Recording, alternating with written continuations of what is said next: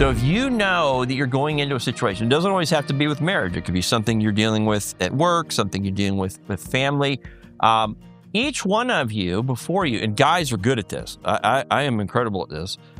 When you know you're going to have an interesting conversation with your spouse, how many of you rehearse what you're going to say?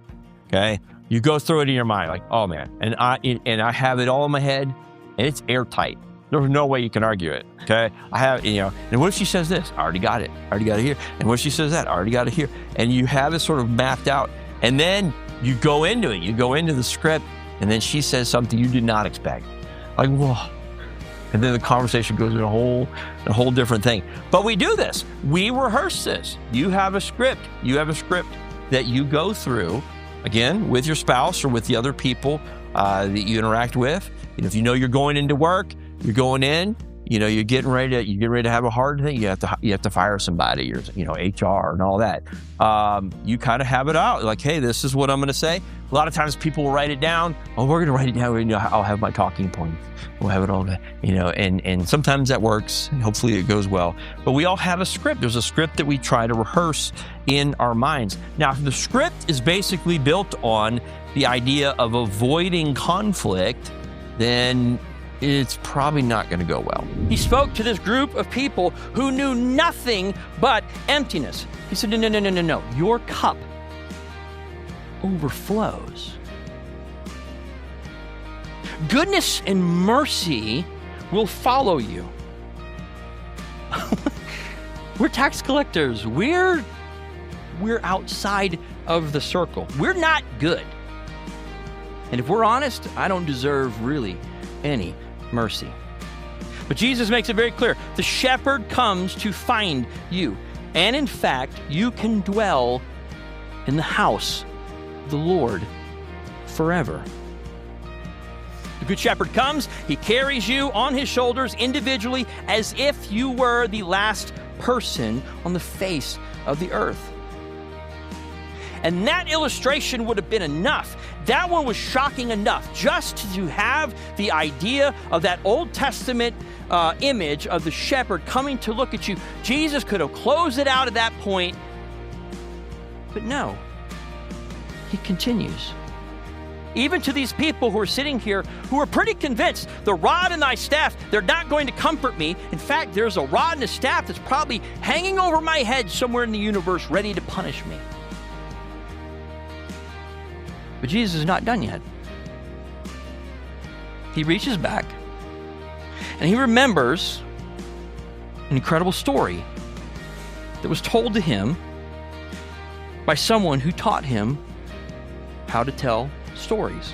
I'm a paper boy, and after school, I was on Woodward Avenue. There was a little drugstore, and I went to the drugstore after school, after my route was done, and they had just put out the new G.I. Joe figures.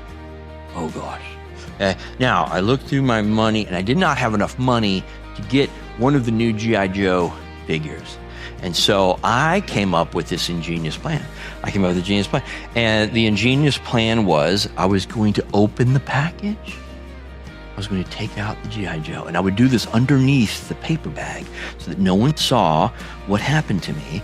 And I was so slick, I bent down to tie my shoe, but I put the G.I. Joe in my sock. I feel terrible even saying this. I'm sweating as I even go through this whole thing. So I am a thief. I am shoplifting. I am walking out, and it didn't matter that it was the new Destro. It was terrible but I'm walking out of the drugstore, and I'm looking at everybody, and I feel like they're all looking at me, like the whole world's looking at me. All the customers are looking at me. Everybody's suspecting me of shoplifting.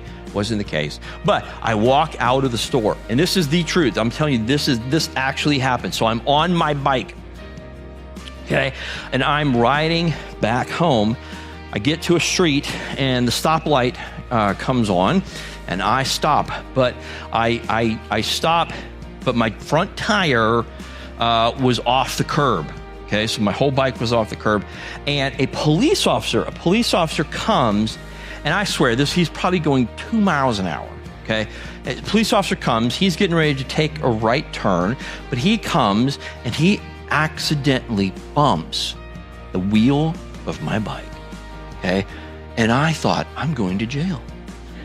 I'm going to jail. There's a word that we want couples to avoid, and it's a good word, it's a safe word, but it can also cause danger. And so the word is assume. Okay, and if you think about the word assume, think about it, but I want you to put an X through it, because what the word assume basically says was, well, if I'm going out Friday, I assume you're going out with me. And assume basically says I'm taking you for granted.